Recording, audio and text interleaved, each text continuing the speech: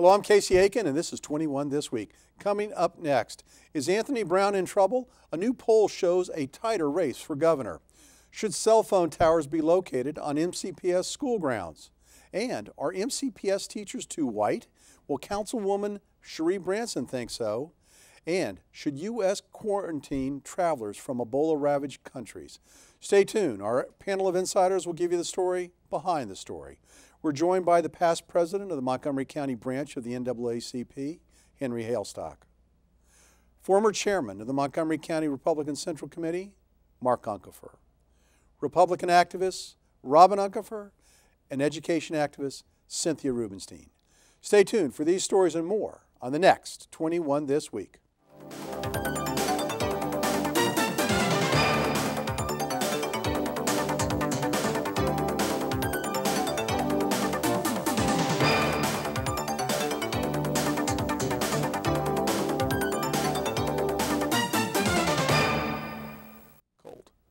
The first case of Ebola infection in the United States has raised concerns throughout the nation of whether the health officials are equipped properly to handle the potential spread of the disease. Initial reports of the treatment received by Thomas Duncan by emergency room personnel in Dallas, Texas, and whether Mr. Duncan was actually truthful when discussing his possible exposure to the disease sounded alarms in the media. The Washington Post asked the question of whether the United States should close its airports to travelers from other countries, as 14 other countries have. Nonetheless, health experts question the effectiveness of travel restrictions. Cynthia, the Baltimore Sun editorializes that the Dallas case shows just how easily this deadly disease can spread to America and fall through the cracks in the healthcare system. Do you agree?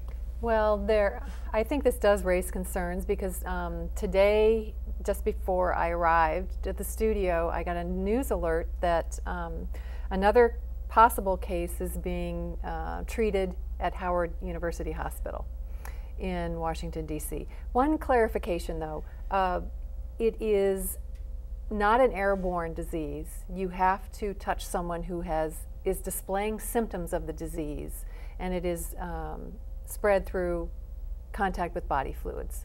So you wouldn't catch Ebola on an airplane unless someone is displaying symptoms, and airlines are being equipped with isolation equipment and materials.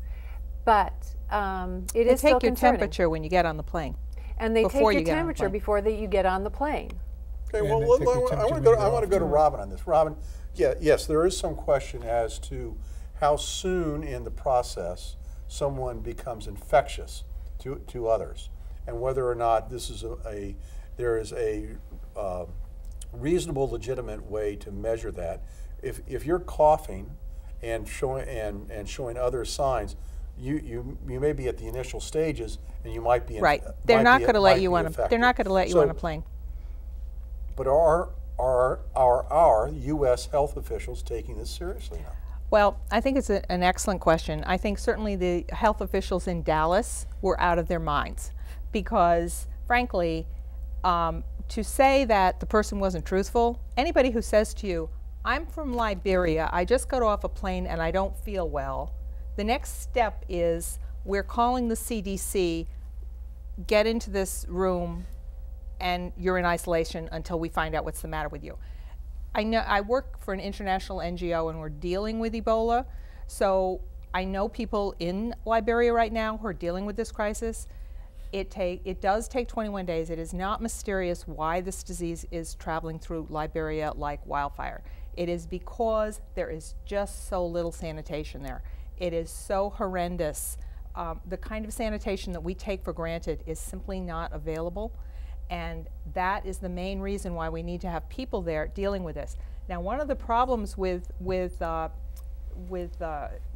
taking people and not allowing them to circulate or putting them in a situation where they are afraid to call the hospital is that that's the way to drive this disease underground. That is the way to have an Ebola problem in the United States. You want people to feel comfortable calling the doctor, calling the hospital, and you want the hospital to know what to do when they get that phone call.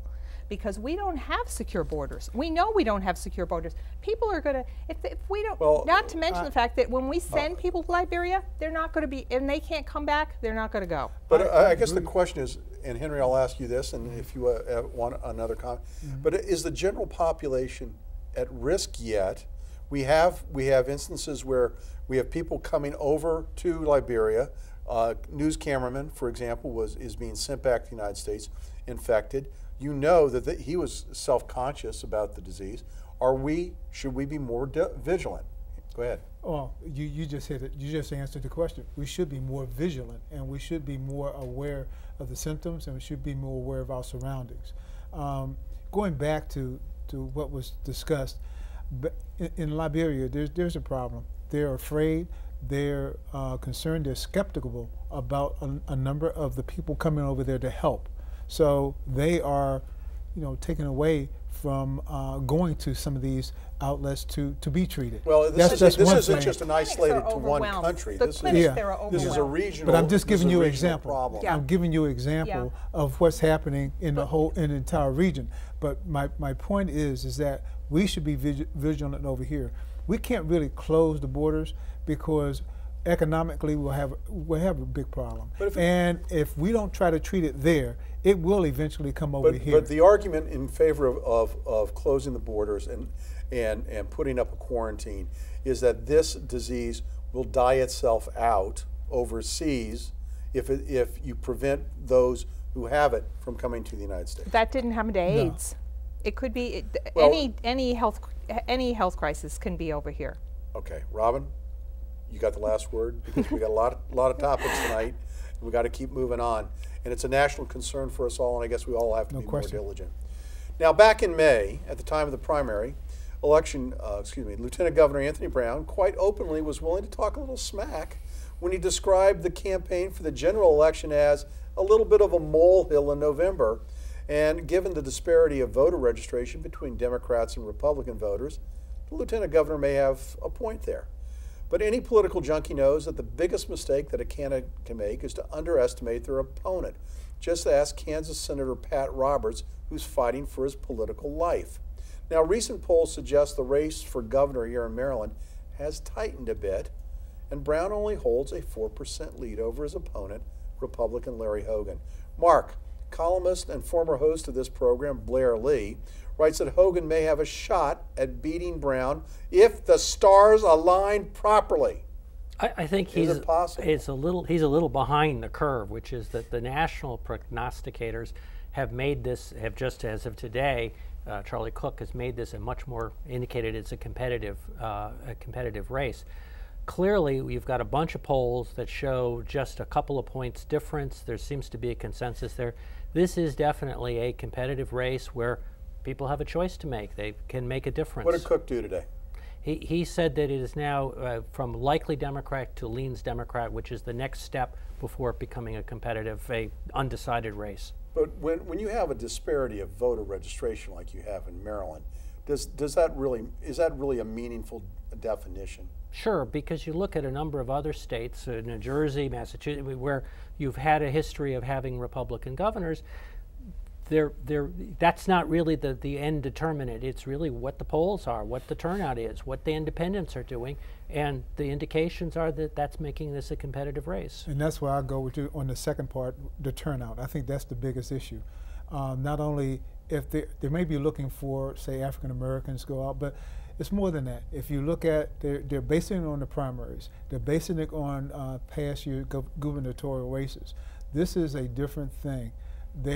People have to feel like they have a vested interest in going out and vote. And I think right now it's not happening. And unless they start gearing up and start really showing some meaningful topics to make these people come out and vote, it will not happen. So, and that's particularly with the African Americans. And don't forget about the Latino vote as well. Sure. So, I mean, the argument is that because this is an off-year election, and the fact that the majority of races in the state have already been determined at the primary level, people are going to stay home because they are the proponents of Anthony Brown and the Democratic Party don't have as great a reason to come out, but the opponents do. Is that what you're saying? That's exactly what I'm saying. And unless they start getting off their duff and do something about it, Anthony Brown is really going to be shocked. And my point is that he got all these endorsements. He got Latino endorsement. He has African American organizations endorsements. He has labor endorsements. But until he actually gets out here and show some interest in some of the issues and topics that's necessary here, he's going to face some serious problems. Let me ask you a question, and this is about the background of Anthony Brown. Mm-hmm. He doesn't come from the civil rights movement. He doesn't come from an activist movement. Mm-hmm. Is that one of the problems that he has, not generating greater support? I said that from the beginning, that he needed to get out in the community more and do so. And if you noticed, during his primary campaign, he was getting out more, and he was speaking to some of the groups. But since he's won the primaries, you don't see him. He's like he's in hiding. So, are we ready to call him Anthony Kathleen Kennedy Brown? No, definitely not. And I think I predict in the last 2 to 3 weeks before the election, you are going to see a surge of get out the vote and activity to fire up a base in Prince George's County and in Baltimore. There has to be a little fear. I mean, the Democratic Governors Association just put another $500,000. And I think that, not that Anthony Brown should be or is likely to take advice from me, but go ahead, Mark. But part of the problem, I think, is frankly the rather unconvincing but the negative ads that he's putting out is not providing a positive vision for what he wants to do as governor for the future. This approach is not going to help him. All right, so are you predicting an upset, Mark? I'm predicting an upset. All right, good, because we have to go to break. When we come back from this short break, why are some parents opposed to cell phone towers on school grounds? And are there too many white teachers at Montgomery County Public Schools? Stay tuned.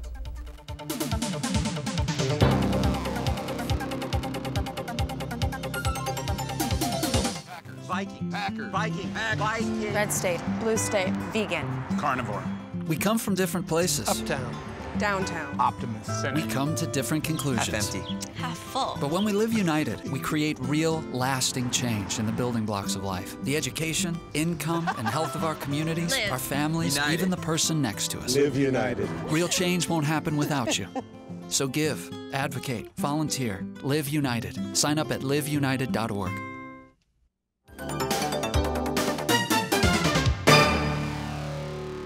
And welcome back.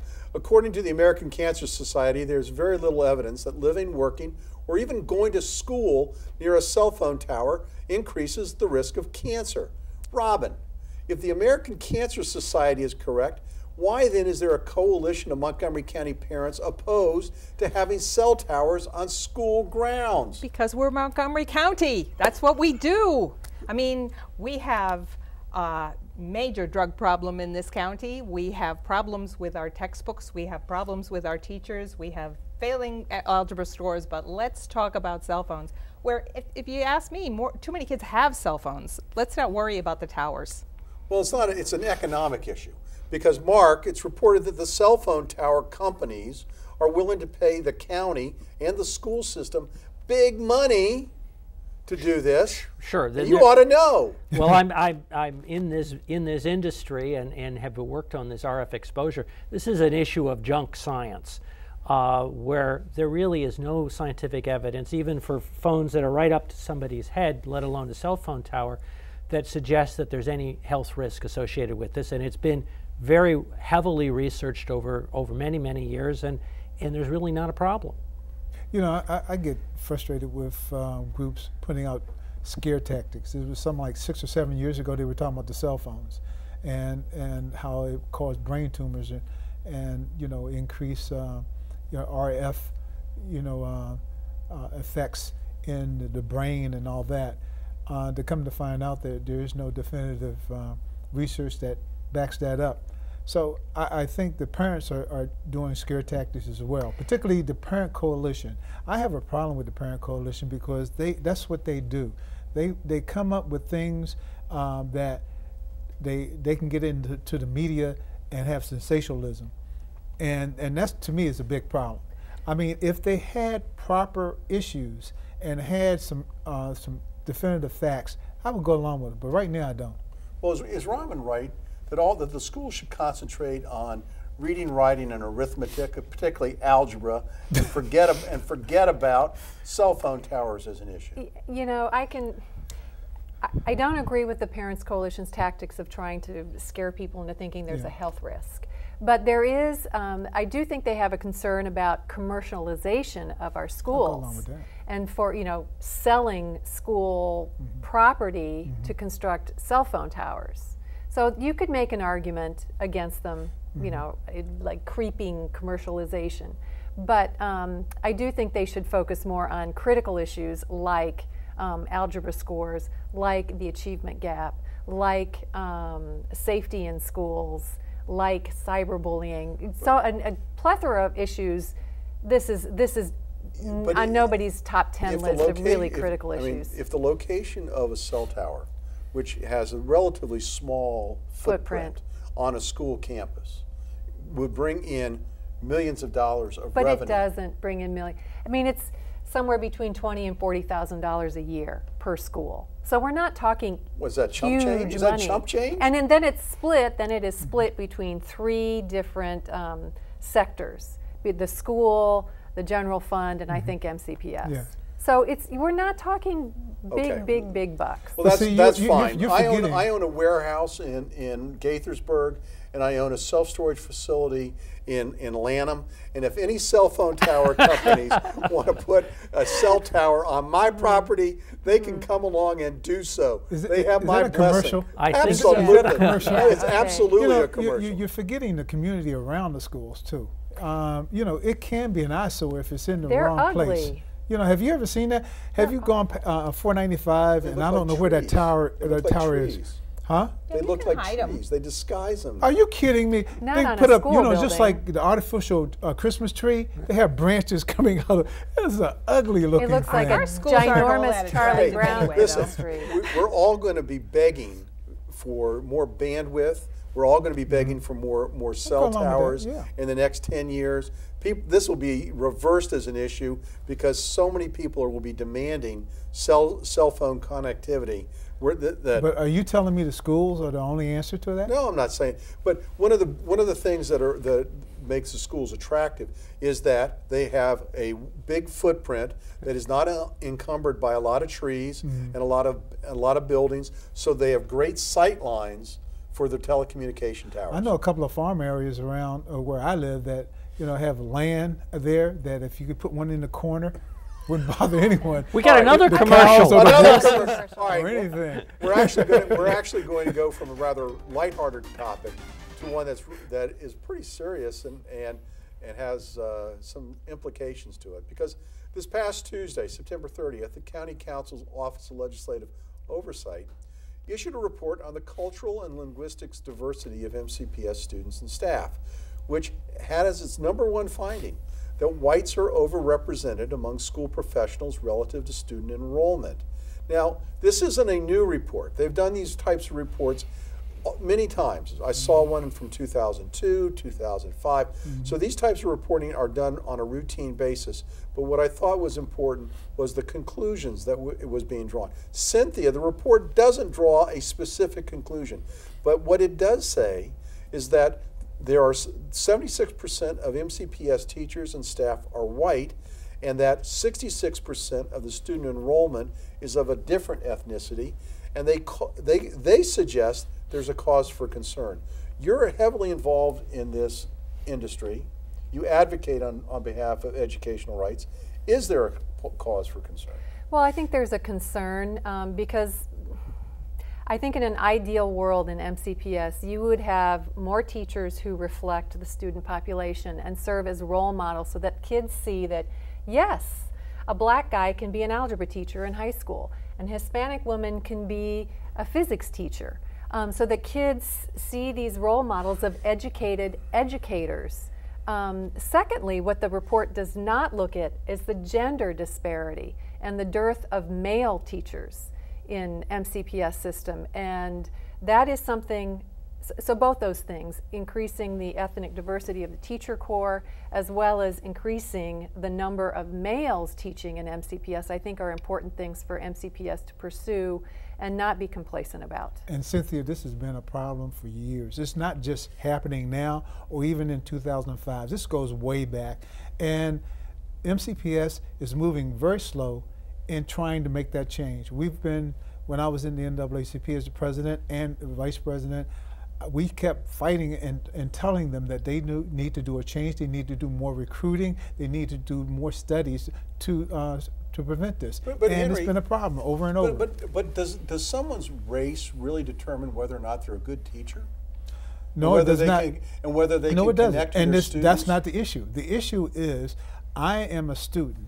I sit in a classroom. I see a white male or a white female, teaching me. I could easily say this is not my direction, unless I have someone in the community or my parents saying yes you can.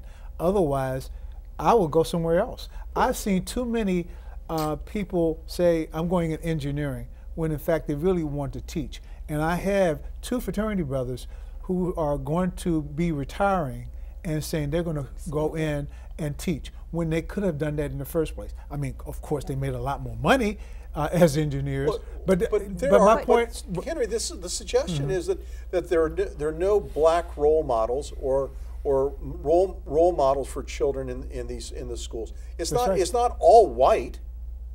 There are other ethnic groups that are teaching there. If you look 10, 15, 20 years ago, they were the janitors. They were the maintenance people. They were the cafeteria workers. And now you come up this year, and you have less and less African American males, period, and African American females that are in administration that are teaching right today. And unless you have role models to help you break that barrier, it's going to always be that way. And MCPS need to do a concerted effort. I think Henry makes an excellent point, though, because one of the problems is the difficulty with which educated people have in breaking into the school system. Some of the most talented teachers around are people who, mid-career, change their careers to become teachers. But we set these stupid artificial requirements. We require somebody who can have a PhD in history can't actually teach in a Montgomery County school because they don't have an education degree, which there's absolutely nothing to show that an education degree actually makes you a better teacher.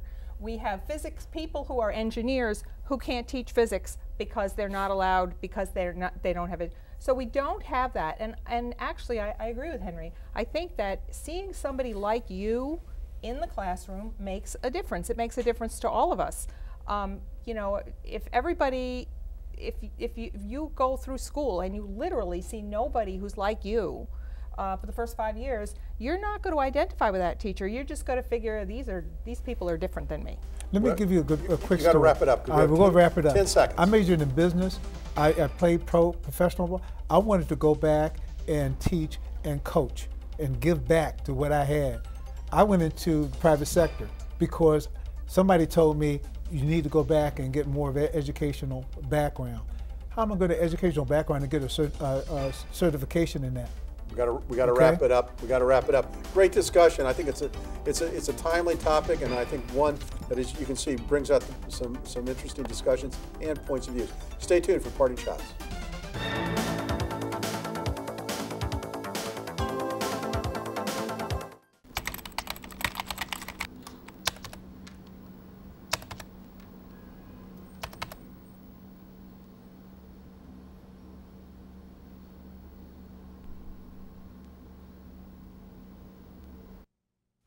And welcome back. Now with Parting Shots, Henry Hailstock. We were just talking about the educational gap, and I want to say it's three things that's a problem with the educational gap. The community needs to be involved, parents need to be involved, and MCPS, the school system, needs to be involved with all three and have them work together to make a difference to change this educational gap. It's not just one entity, it's all three working together.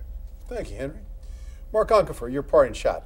Back when Maryland raised the sales tax from 5% to 6%, at that time the average Marylander was paying about $600 a year in sales tax. Now, you would have thought it would have gone up by 20% if you had done your math, but it turns out that's not what happened.